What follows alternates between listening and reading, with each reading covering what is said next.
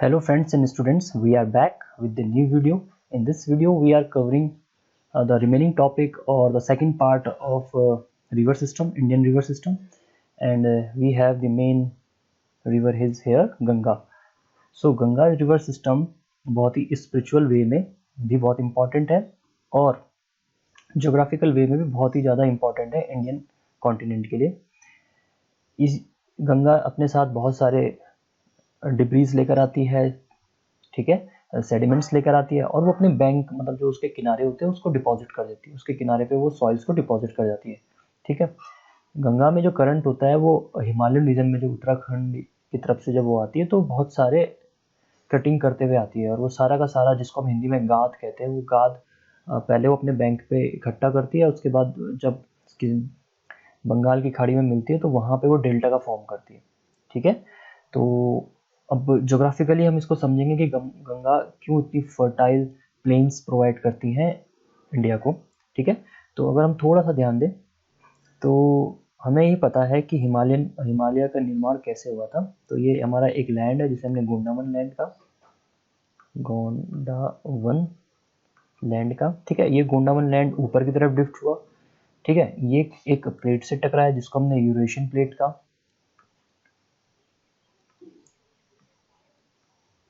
ठीक है, Eurasian plate का। ये प्लेट अपने में स्टेबल थी, ठीक है, दिस प्लेट इज फिक्स्ड। अब ये आपको अगर आपका इस तरीके से इस पर टकराएगा तो अगर मैं इसके व्यू को बनाऊं, suppose this is your X axis and this is your Y axis, तो ये प्लेन हो गया। अब मैं यहाँ पे आपको बताना चाह रहा हूँ कि ये कौन सी डायरेक्शन में मूव कर रहा है, ये वाई डायरेक्शन में मूव कर रहा है, तो वाई और जेड एलिवेशन में। तो यूरेशियन प्लेट आपकी कुछ इस तरीके से थी, ठीक है, मान लीजिए इसको ऐसे इस तरीके से यूरेशियन प्लेट थी और इस पे आपकी एक कोई दूसरी प्लेट मूव कर रही, लेकिन ये प्लेट यहाँ मूव कर रही। तो आप लोगों ने ये फिजिक्स में भी पढ़ा होगा कि elastic and non elastic impact होते हैं। तो यहाँ पे जो इम्पैक्ट हुआ उस केस में जब ये यहाँ पे इस प्लेट से टकराया तो यहाँ पे क्या हुआ, ये ऊपर की तरफ कुछ इस तरीके से जो गोंडावन लैंड था वो इस तरीके से उसने फॉर्म कर दिया और सिमिलर वे में जो यूरेशियन प्लेट था जो कि फिक्स था वो इस तरीके से हो गया, ठीक है। तो यूरेशियन प्लेट में अगर आप देखेंगे तो ज़्यादा स्लोप आपको देखने को मिलेगा और अगर आप गोंडावन प्लेट में देखेंगे तो इस तरीके से उसने अपनी एनर्जी को रिलीज करा, ठीक है। जो ये इस तरीके का मैंने दिखाया है ये आपका जो केस बन गया वो बन गया हिमालयन केस। हिमालय बन चुका है, वहाँ पे हिमालयन बने और इसको भी हमने हिमालयन को भी 3 पार्ट में डिवाइड करा। तो सबसे लोअर वाला जो पार्ट है मैं यहाँ पे बता देता हूँ आपको। सबसे जो लोअर पार्ट है वो हमारा शिवालिक रीजन है और उसके बाद हमारा, तो मैं इसको इस तरीके से मैंने इसको फर्स्ट पार्ट ये है, सेकंड पार्ट ये है which is the middle Himalaya, third part ये है जो कि हमारा ग्रेट हिमालय है और उसके बाद का जो पार्ट है वो हमारा आउटर हिमालय है। तो 4 पार्ट हमने यहाँ पे ये हमने WRE के लेक्चर में भी डिस्कस करे थे और यहाँ पे इनमें से फिर से समझ लिया। तो आपको ये देखने को मिलेगा कि जो 1, 2, 3 पार्ट है वो इंडियन सब कॉन्टिनेंट की तरफ है क्योंकि गोंडावन लैंड मूविंग कंडीशन में था तो वो जाके इम्पैक्ट हुआ एक स्टेबल प्लेट पे। अब इस वजह से क्या हुआ, हिमालय का निर्माण हुआ और हिमालय से जो रिवर निकलती है उनमें जो मेन रिवर है वो गंगा है, ठीक है, गंगा एंड यमुना। बाद में यमुना गंगा में आके मिक्स हो जाती है। तो मैंने ये चीज़ आपको बताया था कि अगर कोई रिवर है, suppose this is Yamuna and this one is your Ganga, तो हम यमुना को पुराने टाइम में कालिंदी भी बोलते थे, कालिंदी, और ये हमारी गंगा है, ठीक है। तो जब ये दोनों कन्फ्लिक्ट कर रहे हैं या मीट कर रहे हैं उसके बाद हम इसको फिर से गंगा ही कहते हैं, ठीक है। ये डिपेंड करता है डिस्चार्ज पे, किस रिवर का डिस्चार्ज ज़्यादा है। अगर हम गंगा का डिस्चार्ज करें रिप्रेजेंट करें QG से और ये QY से, तो जो डिस्चार्ज गंगा का है वो काफ़ी ज़्यादा है, या हम ये कह सकते हैं the amount of water provide by the Ganga river is more higher than the Yamuna river, hence we take Ganga as a dominate river after the conflict point, तो ये हम कह सकते हैं। ठीक है, नेक्स्ट अगर हम मूव करें तो अब मैं इस हिमालयन रीजन की मैं बात कर रहा हूँ आपको। इस हिमालयन रीजन को मैं प्लेन में आपको शो कर देता हूँ। ठीक है, तो जो हमारा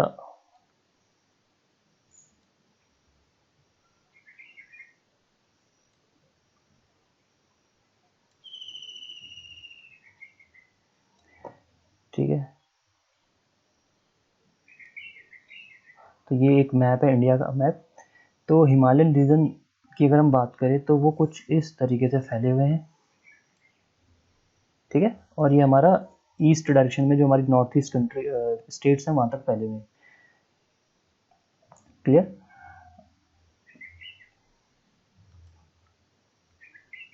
ये हमारा नेपाल है और इसके साथ ही हमारा नेपाल भूटान, यहाँ पे आते हैं नेपाल और फिर हमारा सिक्किम आएगा, फिर भूटान आएगा। तो ये इस तरीके से मैंने एक रफली मैप बना दिया है। तो रिवर जो हमारी होती है वो हमारी इस डायरेक्शन से निकल रही है। ये हमारा हिमाचल इस साइड है, ये यूके हो जाएगा, पूरा पूरा यूज़ कर लीजिए इसको, नेपाल के साथ बाउंड्री लगा दीजिए तो ये पूरा यूके। उसके बाद हमारा यूपी के जो प्लेन्स हैं, उत्तर प्रदेश के प्लेन्स आ जाते हैं। तो ये रिवर्स क्या होती हैं, जब ये रिवर्स हिमालयन रीजन से निकलती हैं तो ये अपने साथ बहुत ज़्यादा कटिंग करते हुए सॉइल को इरोड करती हैं। ठीक है, और इनका जो पानी है ये सदाबहार रिवर है, तो ये मानसून पर डिपेंड नहीं करती है, बट मानसून के टाइम पे ये ज़्यादा डिस्चार्ज अपने साथ लेकर आती है, जो कि हमारे सिल्ट कंटेंट कहते हैं, हम उसको सिल्ट कंटेंट कहते हैं। ये हम डैम कंस्ट्रक्शन में यूज़ करते हैं, बैराज के लिए यूज़ करते हैं। ये सिल्ट फैक्टर हमें निकालना होता है कि किसी रिवर का सिल्ट फैक्टर कितना है। तो ये तो टेक्निकल टर्म रहा, पर एक जनरल नॉलेज के तरीके से हम इस लेक्चर को देख रहे हैं। तो ये जो सॉइल इरोड करती है, क्योंकि ये इसकी वेलोसिटी हिमालयन रीजन में बहुत ज़्यादा होती है, उत्तराखंड में वेलोसिटी ज़्यादा होती है, करंट ज़्यादा होता है, तो इस वजह से ये कटिंग करती है। बट जब ये प्लेन्स में पहुंचती है तो इसकी वेलोसिटी रिड्यूस हो जाती है। तो आपको पता होगा कि अगर आपकी वेलोसिटी, आप अगर एक बीकर ले लीजिए और इसमें आप कोलॉइडल सॉल्यूशन बना लीजिए। कोलॉइडल सॉल्यूशन की क्या खास बात होती है कि उसमें कुछ पार्टिकल्स होते हैं।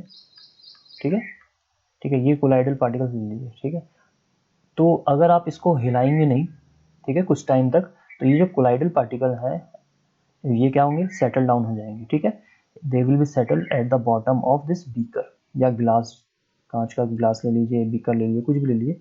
अगर आप इस वाटर को ज़्यादा देर तक हिलाएंगे तो ग्रेविटी एक्शन की वजह से, ठीक है, ये यहाँ नीचे डिपॉजिट हो जाएंगे। Is it clear? और अगर आप इस वाटर को या इस सॉल्यूशन को कंटिन्यूसली रोटेट करते रहेंगे, ठीक है, यहाँ आपने एक मोटर लगा दी जो आपको कंटिन्यूसली रोटेट कर रही है, this motor having the fan. तो ये जो कोलाइडल पार्टिकल्स हैं ये आपके कभी भी सेटल डाउन नहीं होंगे। ठीक है, ये हमेशा सॉल्यूशन में बने रहेंगे and this solution remain colloidal solution, right. तो ये था हमारा एक फिनोमिना था कि अगर कोई चीज़ मूव करेगी तो वो कभी भी ग्रेविटी के एक्शन की वजह से नीचे सेटल नहीं होगी, वो पार्टिकल्स नीचे सेटल नहीं होंगे। तो यही चीज़ हमारी रिवर गंगा के साथ भी होता है। जब वो माउंटेनस रीजन में रहता है तो क्योंकि वहाँ पे करंट ज़्यादा होता है तो वो क्या हम रहता है, हमेशा कोलाइडल फॉर्म में रहता है, कोलाइडल सॉल्यूशन के फॉर्म में रहता है। और साथ में क्योंकि उसमें ये पार्टिकल्स हैं तो ये दूसरे पार्टिकल से स्ट्राइक करेंगे, गंगा रिवर के जो बैंक्स होंगे पहाड़ों में उनसे स्ट्राइक करेंगे और उसको भी कट करता है। इसलिए जो इरोजन फैक्टर है या इरोजन की प्रोबेबिलिटी है और जो इरोजन हमें देखने को मिलता है वो हिमालयन रीजन में ज़्यादा देखने को मिलता है। ठीक है, माउंटेनस रीजन में ज़्यादा देखने को मिलता है as compare to the plain region. Plain region में ये पार्टिकल्स क्या हो जाते हैं, सेटल्ड हो जाते हैं। तो अब सिर्फ वाटर करंट ही रहता है जो एक्ट करता है, क्योंकि यहाँ पे कोलाइडल सॉल्यूशन था। अब कोलाइडल सॉल्यूशन में कोलाइडल का मास भी होता है। और आपको पता है जो मूवमेंट की डेफिनेशन आपने फिजिक्स में पढ़ी हुई होती है, तो मूवमेंट की डेफिनेशन को आप पी से करते हैं and this is the multiplication of mass into velocity. ठीक है, अगर यही टाइम के साथ चेंज किया जाए, ठीक है, rate of change of movement will give the force. तो ये एक बिल्कुल एकदम फिजिकल फिनोमिना है जिसको हमने यहाँ पे समझा कि हमारे कोलाइडल पार्टिकल्स एक मास प्रोवाइड करते हैं, वो अगर बहुत तेज से किसी चीज़ पे इम्पैक्ट करेंगे तो वो उसके बैंक्स को क्या करेंगे, कट करेंगे। तो यही हमारा रीज़न है गंगा और यमुना का अपने साथ सॉइल लाने का। ठीक है, वो जो सॉइल है उसको वो अपने जब वो प्लेन में आते हैं तो अपने नियर के जो एरिया होते हैं वहाँ पे उसको डिपॉजिट कर देते हैं, ठीक है। तो ये जो सॉइल इसके नियर डिपॉजिट होती है वो होती है एलुवियल सॉइल। एलुवियल सॉइल होती है, और इसकी डेफिनेशन ही यही है कि alluvial soil is transport by the water. तो ये एलुवियल सॉइल की खास बात यह है क्योंकि इस रिवर ने ऊपर हिमालयन रीजन में जो ये येलो कलर से मैंने दिखा रखा है, हिमालयन रीजन में जो मिनरल्स थे, ठीक है, वो भी अपने साथ इसने क्या करे, अपने साथ ट्रांसपोर्ट करे, और वो सारे मिनरल्स क्या ट्रांसपोर्ट हो गए, इस एलुवियल सॉइल के फॉर्म में डिपॉजिट हो गए। तो प्लांटेशन आपको पता होगा कि ऑक्सीजन जो प्लांट होता है वो रिलीज करता है, ऑक्सीजन O2 रिलीज करता है, CO2 की हेल्प से वो बनाता है अपना फूड। और CO2 वो कहाँ से लेता है, CO2 वो अपनी लीफ से लेता है, ठीक है। वाटर H2O वो कहाँ से लेता है, अपने रूट से लेता है कोई भी प्लांट, ठीक है। तो लीफ से ये दो चीजें ले ली, और रूट से हमारा क्या लेता है, वाटर लेता है, और ये कौन से फॉर्म में लेता है, जाइलम के फॉर्म में लेता है, जाइलम के थ्रू ये वाटर लेता है। इसके अलावा भी वो सॉइल से कुछ न्यूट्रिएंट उसको चाहिए होते हैं, जैसे नाइट्रोजन, सल्फर, फॉस्फोरस, ये सारे मिनरल्स वो कहाँ से लेता है, रूट की हेल्प से। और सॉइल में अगर ये मिनरल्स ना हो तो हम क्या यूज करते हैं, फर्टिलाइजर यूज करते हैं, phosphorus fertiliser as well as nitrogenous fertilisers. तो हमारे पास दो तरीके की फर्टिलाइजर्स हम यूज करते हैं, फॉस्फोरस और नाइट्रोजनस फर्टिलाइजर हम यूज करते हैं अगर ये मिनरल्स इस सॉइल में ना हो। बट एलुवियल सॉइल की खास बात ये होती है कि इस सॉइल में, क्योंकि ये हर वक्त, देखिए आप खुद ही सोचिए, every season we are getting the new soil in the form of alluvial soil by the transportation of the waters, ठीक है। तो हर साल जो न्यूट्रिएंट्स हैं वो रिचार्ज होते जाते हैं, और ये जो न्यूट्रिएंट्स हैं ये रूट्स के थ्रू प्लांट यूज कर जाते हैं। इसीलिए जो प्लेन एरिया है यमुना और गंगा के किनारे, वो जो प्लेन एरिया है वो क्या है, वेरी वेरी फर्टाइल है। इसीलिए गंगा हमारे लिए बहुत ही इंपॉर्टेंट है। गंगा हमारे इंडियन प्लेन्स के लिए बहुत इंपॉर्टेंट है। जो जहाँ जहाँ से ये निकलती है उन प्लेन्स में जो फर्टिलिटी रेट होती है या प्लांटेशन की जो हमारा प्रोडक्शन होता है पर हेक्टेयर पे, वो बहुत ज़्यादा होता है और बहुत ही अच्छे तरीके से होता है। हमें एक्स्ट्रा फर्टिलाइजर की वहाँ पे ज़रूरत नहीं पड़ती है। इसीलिए यूपी कुछ चीज़ों में, ग्रेन्स प्रोडक्शन में हायर नंबर्स को शो करता है, right. Same cheese with Bihar. But अब यही रिवर जैसे जैसे आगे बढ़ती है, गंगा रिवर जैसे जैसे हम आगे बढ़ाते हैं, इन रिवर्स में बाकी और रिवर्स भी इंक्लूड होती है। जैसे प्रयागराज पे आपकी जो मेन रिवर है वो तो यमुना है, ठीक है। तो प्रयागराज यहाँ सेंटर में, यहाँ पे तो यहाँ पे होती है। उसके अलावा यहाँ पे गंडक नेपाल से आती है, कोसी तिब्बत से आती है, तिब्बत और नेपाल से निकलती है कोसी, ठीक है। इसके अलावा घाघरा है और गोमती है, तो ये रिवर है। और फिर यमुना की भी कुछ और रिवर्स हैं, ठीक है। तो वो यमुना की रिवर चंबल है, सोन है, ठीक है। और एक फिर आगे जाके गंगा नदी डिवाइड होती है फरक्का बैरेज से हुगली में, और हुगली में फिर दामोदर भी आती है। फिर हुगली से ये नदी का नाम चेंज हो जाता है क्योंकि ये बंगाल में जाती है, तो इसका नाम अलग हो जाता है। इसका नाम वहाँ पे होता है पद्मा, और जो ब्रह्मपुत्र का नाम होता है वो होता है जमुना। तो पद्मा और जमुना मिला के फिर जो नदी बनती है वो मेघना बनती है, जो सुंदरबन का फिर सबसे बड़ा डेल्टा बनाती है। विश्व का सबसे बड़ा डेल्टा सुंदरबन डेल्टा ही है। बट ये सारी चीज़ें हम इसमें पढ़ने वाले हैं, तो आप इस वीडियो को बहुत अच्छे से देखिए। तो अब हम स्टार्टिंग से करते हैं कि गंगा रिवर कैसे निकलती, क्या निकलती, वो फैक्ट हम यहाँ पे पढ़ते हैं। तो ये एक डायग्राम बनाने का हमने कोशिश करी है, और आपको भी इस डायग्राम को इसी तरीके से याद रखना ताकि आपको इजी रहे। तो सबसे पहले हम यहाँ पे ये जो रेड कलर से इसे हम गंगा कह देते हैं, ठीक है। अब गंगा बनती कहाँ पे है, देवप्रयाग से बनती है, लेकिन ये निकलती, इसके दो ट्रिब्यूटरी है, एक अलकनंदा है, ठीक है, इसको लिख लेते हैं।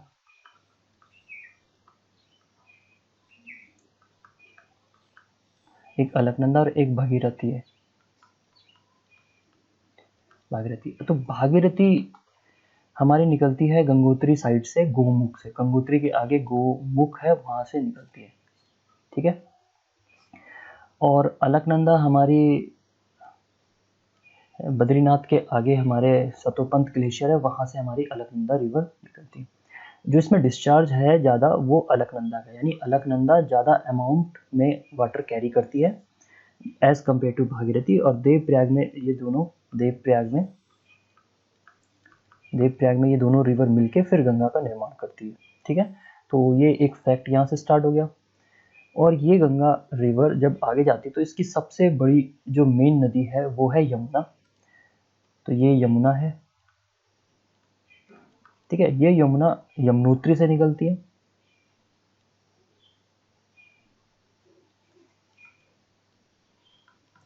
तो ये यमुनोत्री से निकलती है। ये गंगोत्री एंड यमुनोत्री दोनों के दोनों ये जो है ये उत्तराखंड के उत्तरकाशी डिस्ट्रिक्ट में है। तो ये भी आपको याद रखना है, ये दोनों के दोनों आपके कहाँ हैं, उत्तराखंड के उत्तरकाशी डिस्ट्रिक्ट में है। ठीक है, और एक काशी आपका कहाँ है, यूपी में है। जो मेन काशी है उसको हम क्या कहते हैं, वाराणसी। वो काशी आपका वहाँ पे है। और वो वाराणसी आपका कुछ इस तरीके से है। आप उसको वाराणसी लेफ्ट हैंड साइड पे आप देख सकते हो कि जो वाराणसी है वो गंगा रिवर के लेफ्ट हैंड साइड में है। तो आपको ये भी याद रखना है कि भाई देखो, एक मेन काशी कहाँ पे है, वाराणसी या काशी आपके लेफ्ट बैंक पे है, गंगा के लेफ्ट बैंक पे। ठीक है, जहाँ पे यमुना और गंगा मिलती है उस जगह को हम प्रयागराज कहते हैं। प्रयागराज कहते हैं उस जगह को। और ये प्रयागराज इन दोनों के कन्फ्लिक्ट के बीच में है। तो आप इसकी पोजीशन भी देख सकते हैं। ठीक है, तो गंगा प्रयागराज के लेफ्ट हैंड साइड पे है, या आप ये कह सकते हैं कि गंगा के राइट हैंड साइड पे प्रयागराज है, और यमुना के लेफ्ट हैंड साइड पे प्रयागराज जो शहर है वो बना हुआ है। ठीक है, उसके बाद ये रिवर गंगा रिवर फिर यूपी के बाद देखो, एक चीज और बता देता हूँ, हरिद्वार के बाद ये गंगा नदी उत्तराखंड से यूपी में प्रवेश करती है। और उसके बाद यूपी में ये गाजीपुर डिस्ट्रिक्ट के पास एक बॉर्डर है। ठीक है, तो ये हम अभी धीरे धीरे इस चीज़ को भी समझते हैं। तो यहाँ पे हम लेते हैं गाजीपुर। तो ये हमने यहाँ पे गाजीपुर लिख दिया। तो गाजीपुर भी लेफ्ट बैंक पे है गंगा रिवर के। इसके बाद ये आगे यहाँ से फिर गाजीपुर के आगे फिर हमारा बिहार डिस्ट्रिक्ट हो जाता है। तो बिहार में आपका बक्सर से लेकर छपरा तक, बक्सर और बलिया लेफ्ट में है। ठीक है, तो ये दो आपको याद रखने हैं। वैसे तो इसको बहुत ही कम पूछा गया है कि बलिया लेफ्ट हैंड साइड में। तो ये गंगा नदी फिर क्या बनाती है, बाउंड्री बनाती है। ये यहाँ यूपी है, ये यहाँ पे बिहार है। ठीक है, उसके बाद ये आगे जाती है, फिर छपरा आता है यहाँ पे लेफ्ट बैंक पे, छपरा आया। और ये नदी यहाँ से पूरा फिर छपरा से आगे फिर ये नदी कहाँ हो जाती है, वेस्ट बंगाल में चले जाती है। तो छपरा तक बक्सर बिहार में है। छपरा से एक और रिवर यहाँ पे इसमें जुड़ती है, रिवर का नाम ही घाघरा है। तो ये घाघरा रिवर क्या करती है, फिर ये भी बाउंड्री क्रिएट करती है। तो इस साइड अब आपका आ जाता है, ये छपरा में आके मिलती है यहाँ पे इस तरीके से छपरा के आगे। तो ये आपका क्या हो जाता है, बिहार हो गया। और ये उसके आगे आपका आता है पटना इधर की तरफ आएगा, पटना।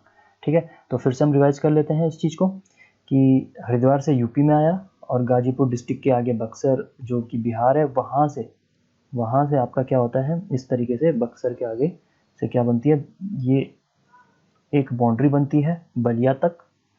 बलिया से आगे अगर हम चलेंगे छपरा तक, तो छपरा तक ये पूरी बाउंड्री बनती है। बलिया यूपी की तरफ है, बक्सर बिहार की तरफ है। और फिर यहीं से एक और बाउंड्री बनती है घाघरा नदी के साथ साथ।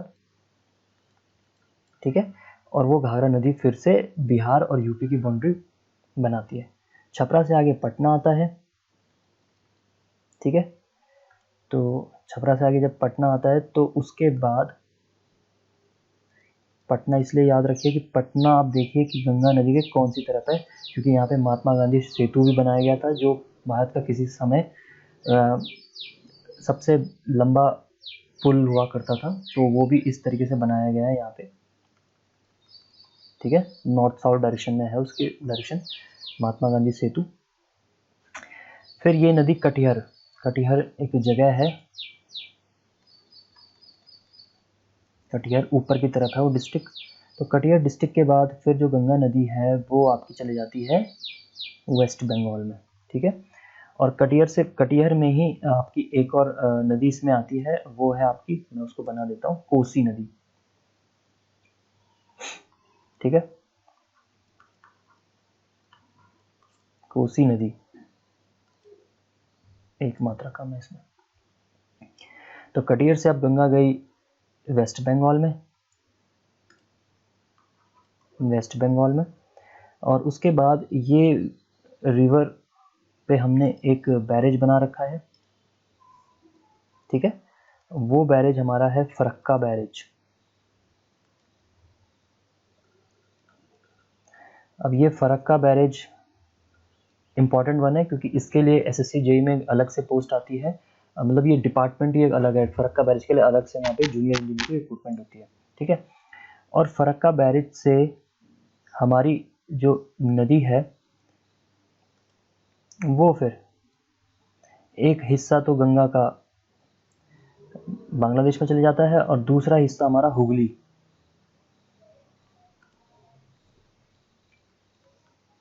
हुगली रिवर कहलाता है, जिसके किनारे हमारा कलकत्ता शहर बसा हुआ है, ठीक है। तो फरक्का के आगे जो गंगा रिवर है वो बांग्लादेश में एंटर करती है।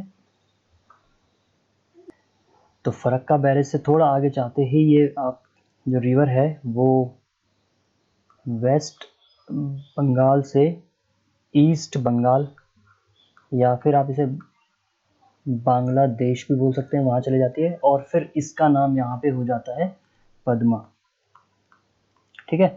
और ये पद्मा ऊपर से ब्रह्मपुत्र आ रही होती है, ढाका के नजदीक है, यहाँ पे हमारा ढाका है,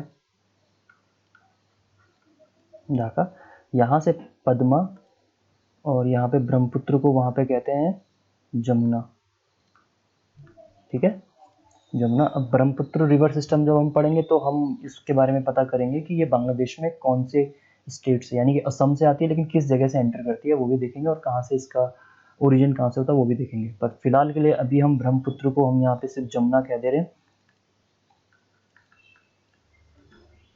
ठीक है। ब्रह्मपुत्र के अलग अलग नाम है, अरुणाचल में से किसी और नाम से बोला जाता है, तिब्बत में किसी और नाम से बोला जाता है, फिर असम में से ब्रह्मपुत्र कहा जाता है, और बांग्लादेश में इसको जमुना कहा जाता है। और उसके बाद ये कुछ ही किलोमीटर आगे चलते हुए, ठीक है, फिर कुछ किलोमीटर आगे जाते हुए ये बे ऑफ बंगाल में डेल्टा का निर्माण करते हैं, ठीक है। तो डेल्टा हमने पहली पार्ट में समझ लिया था कि डेल्टा का सुंदरबन डेल्टा, ठीक है, बे ऑफ बंगाल में।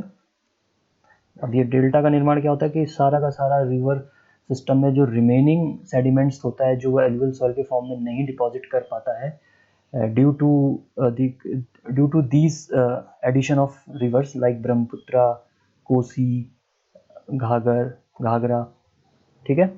तो उनकी वजह से भी ये सब चीज़ें होती है, तो उनको नहीं डिपॉजिट कर पाता, इतने वेलोसिटी नहीं मिल पाती, इतनी वेलोसिटी कम नहीं हो पाती है, तो वो लास्ट में क्या करता है, डेल्टा का निर्माण करते हुए अपना बे ऑफ बंगाल में मिक्स हो जाते हैं, ठीक है। इसमें कुछ चीज़ें हमें, अब हम इसको वन बाय वन पढ़ते हैं कि कौन कौन सी और नदियां हैं जो इस जगह पे मीट करती हैं। तो सबसे पहले हम छोटी से स्टार्ट करते हैं, तो यमुना। हालांकि यमुना मेजर पोर्शन है इंडिया में इसमें जुड़ने का, लेकिन ब्रह्मपुत्र में ज़्यादा पानी है यमुना के कंपैरिजन में, लेकिन ब्रह्मपुत्र जो मिक्स होती है वो बांग्लादेश में मिक्स होती है। और उसके मिक्स होने के बाद, हाँ जी, एक चीज़ याद रखिए, कभी कभी ये क्वेश्चन पूछ लिया जाता है कि पद्मा और जमुना के बाद इस रिवर का नाम क्या होता है। इसको फिर वहाँ गंगा के नाम से नहीं, इसको मेघना के नाम से जाना जाता है, ठीक है। तो ये भी आपको याद रखना कि बांग्लादेश में मेघना, जमुना और पद्मा ये तीन नाम यहाँ है, वहाँ कोई गंगा और ब्रह्मपुत्र नाम से रिवर नहीं बहती है, ठीक। अब हम वन बाय वन स्टार्ट कर रहे थे, तो सबसे पहले हमने यमुनोत्री से स्टार्ट किया था। तो यमुनोत्री से यमुना निकली, यमुना को ही कालिंदी भी बोला जाता है, ये भी पूछ लिया जाता है कभी कभी, ठीक है। तो यमुनोत्री की तीन बड़ी नदियां हैं, चंबल नदी, बेतवा और केन, ठीक है। और ये प्रयागराज में जाके मिलती है। तो ये सहायक नदी है यमुना की, कभी कभी इन पे क्वेश्चन पूछ लिया जाता है तो उसको भी हम देख लेते हैं। तो इसमें हम ज़्यादा डिटेल में नहीं जाएंगे, फटाफट करते हैं। तो चंबल नदी निकलती है हमारी इंदौर से, बेतवा नदी निकलती है हमारी भोपाल के वहाँ से, ठीक है। और केन हमारी विंध्याचल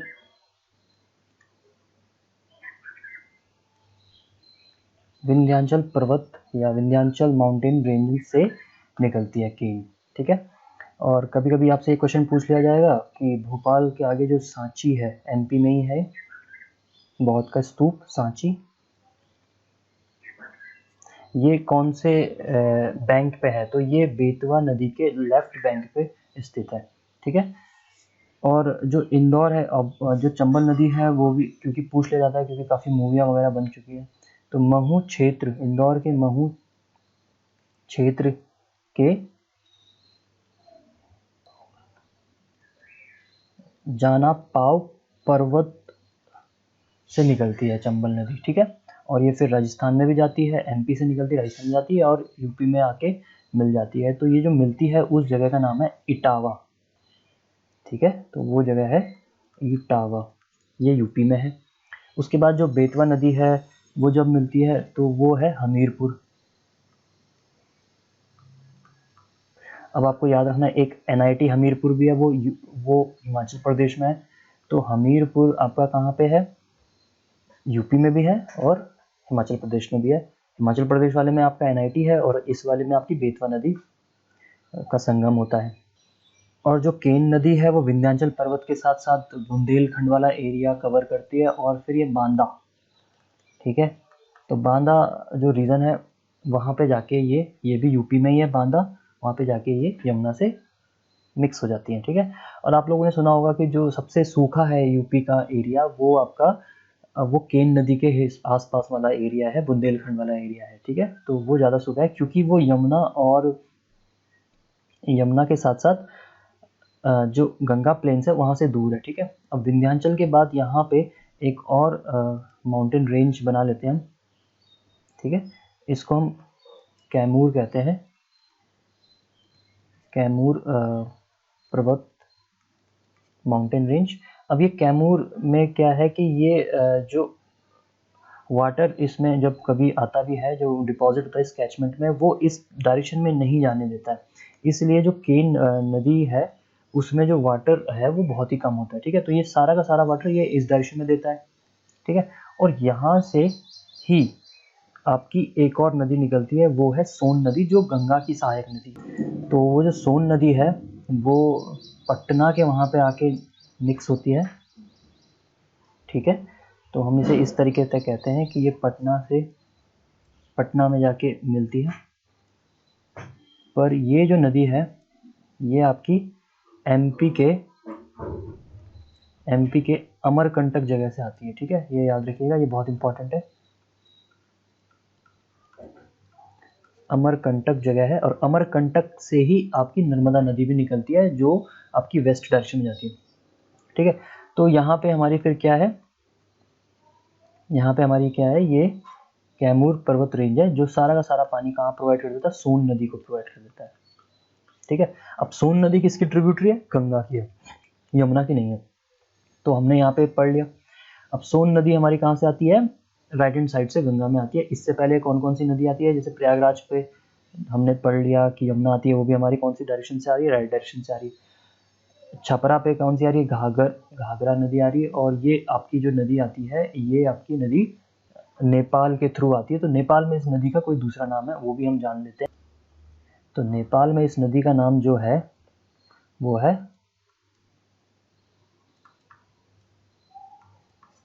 कर्णाली नदी, ठीक है। तो ये नेपाल में इस नदी को कर्णाली नदी बोला जाता है। और इसी में जो उत्तराखंड की काली नदी है, जिसको जो नेपाल में जाती है फिर वहां से वापस आती है, तो जब उसे वापस आती है तो उन्हें शारदा नदी भी कहते हैं, ठीक है। तो शारदा नदी कहते हैं उसको। चंपावत डिस्ट्रिक्ट से वो नेपाल में एंटर करती है फिर बाहर आती है। तो वो शारदा नदी भी इसी में मिलती है। और इसी के नज़दीक आपका क्या है? फैज़ाबाद डिस्ट्रिक्ट है। जिसको अब क्या कहते हैं, अयोध्या, अयोध्या सिटी कहते हैं। ठीक है, तो ये घाघरा नदी के किनारे पे आपकी क्या है, अयोध्या है, अयोध्या शहर। ठीक है, तो ये कुछ चीज़ें थी आपको याद रहनी चाहिए। तो करनाली नेपाल में कही जाती है, उसके बाद उसे घाघरा कहा जाता है। तो इम्पोर्टेंट आपकी घाघरा है, शारदा है, करनाली है। तो ये फर्स्ट हो गया जो आपने सीखा, लेफ्ट हैंड साइड से मीट करिए।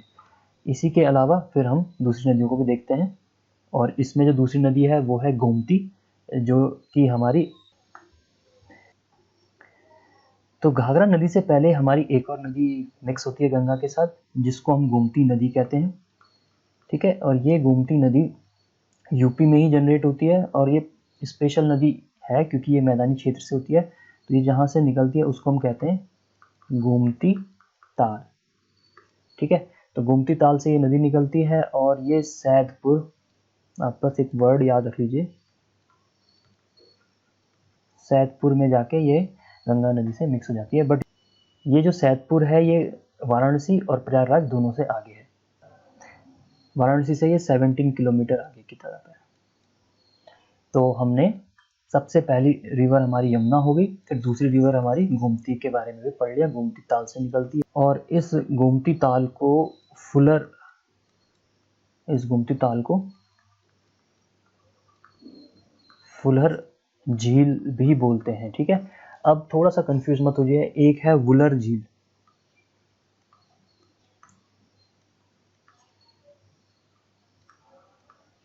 ठीक है, ये वुलर झील जे.एंड.के में है, which is the fresh water lake, सबसे बड़ी largest fresh water lake India की जो है वो वुलर लेक है, जो जे.एंड.के में है।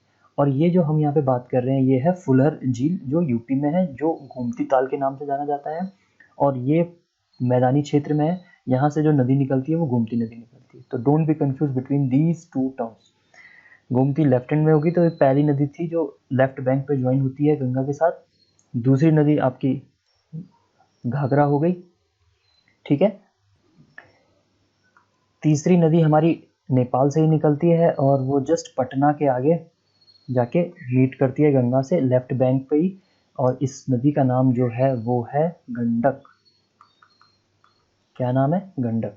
तो ये हमारी तीसरी रिवर हो गई गंडक, नेपाल से निकलती है। चौथी रिवर भी हमारी नेपाल से ही निकलती है, वो हमारी कोसी है, कटिहार के पास में मिलती है। इसके बारे में हम पहले पढ़ चुके हैं।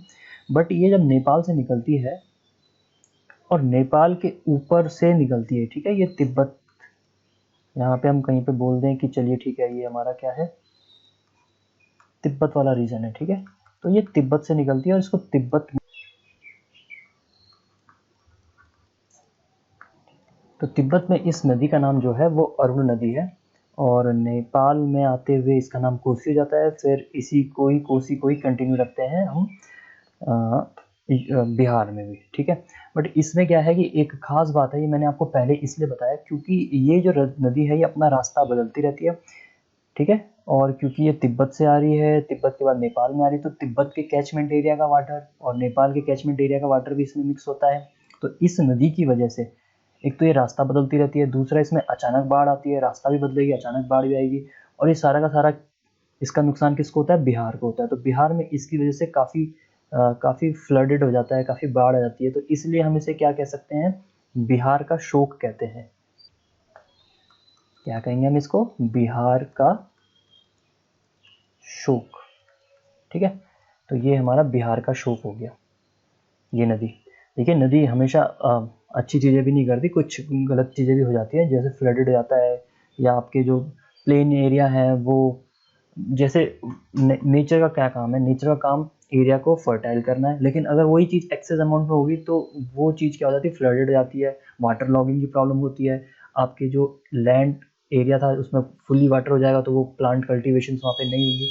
तो ये इस तरीके से हम इसे बिहार का शोक कहा जाता है। जिस तरह के गंगा यूपी और बिहार के लिए वरदान है, उसी तरीके से कोसी क्या है, बिहार का शोक है। इसकी वजह से ही क्या होते हैं, यहाँ पे बाढ़ की हालत पैदा होते हैं, और वही फिर कंटिन्यू वेस्ट बंगाल में भी होता है।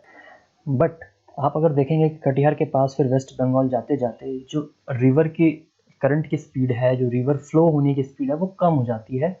और क्योंकि ये सारा का सारा अपना जो वाटर लॉगिंग है वो बिहार को प्रोवाइड कर देता है, सारा पानी बिहार में फैला देता है। तो इसको हम वेस्ट बंगाल का शोक नहीं कहते हैं, ठीक है, इसको हम सिर्फ बिहार का शोक कहते हैं। पर वेस्ट बंगाल का एक अभिशाप है, वेस्ट बंगाल में भी एक नदी है जो जिसको हम बंगाल का अभिशाप कहते हैं। तो वो नदी हमारी है दामोदर, ठीक है, जो हुगली नदी पे आके मिलती है। तो ये हमारी है दामोदर नदी जो इस डायरेक्शन में फ्लो होती है। ये दामोदर नदी हमारी छोटा नागपुर एक पठार है जो छत्तीसगढ़ में है।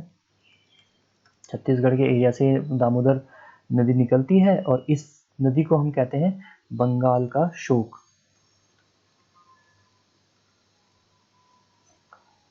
बंगाल का अभिशाप कहते हैं, शोक नहीं कहेंगे, अभिशाप कहते हैं इसे। बंगाल का अभिशाप इसलिए कहते हैं क्योंकि इस नदी का जो पानी है वो बहुत ही ज़्यादा गंदा हो गया है ह्यूमन एक्टिविटी की वजह से, ठीक है।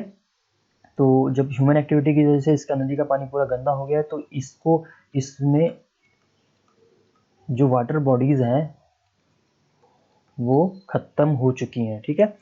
तो वाटर बॉडीज जब खत्म हो चुकी तो हम इसको फिर हिंदी में कहते हैं जैविक मरुस्थल। यहाँ पे मतलब कोई भी एक्वेटिक लाइफ नहीं है, ठीक है, इट इज एक्वेटिक डेजर्ट।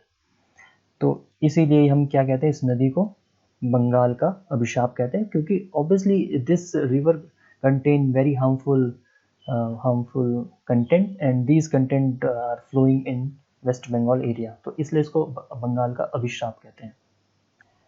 तो ये सब हमने यहाँ पे पढ़ लिया है, एक बार हम फिर से रिवाइज कर लेते हैं। सोन नदी के बारे में हमने पढ़ लिया है जो राइट हैंड साइड से मिलती है। इसके अलावा राइट हैंड साइड से गंगा में यमुना भी मिलती है, और यमुना की 3 रिवर के बारे में हमने पढ़ा, चंबल, बेतवा, केन, ठीक है। इसके बाद हमने लेफ्ट साइड से जो पहली नदी थी वो हमारी गोमती नदी थी, गोमती ताल से निकलती है, सैदपुर में मिलती है, ठीक है। और सैदपुर वाराणसी से 17 किलोमीटर आगे की तरफ है। वाराणसी और प्रयागराज के बीच में आपको कभी कभी क्वेश्चन पूछ लिया जाता है कि गंगा के राइट बैंक पे आपका मिर्जापुर है, ठीक है। और ये मिर्जापुर वही जगह है जहां से आपकी इंडियन स्टैंडर्ड टाइमलाइन निकलती है, ठीक है, गंगा नदी के राइट हैंड साइड पे है। तो ये भी कभी कभी पूछ लिया जाता है। तो पहली नदी गोमती नदी हो गई जो लेफ्ट बैंक से मिल रही है, दूसरी हमारी शारदा नदी हो गई।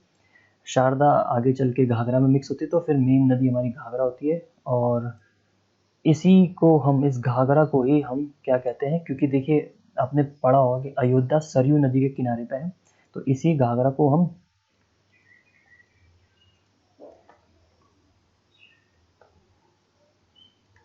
सरयू नदी भी बोलते हैं, ठीक है। और इसी के राइट बैंक पे आपका अयोध्या शहर बसा हुआ है घाघरा नदी पे।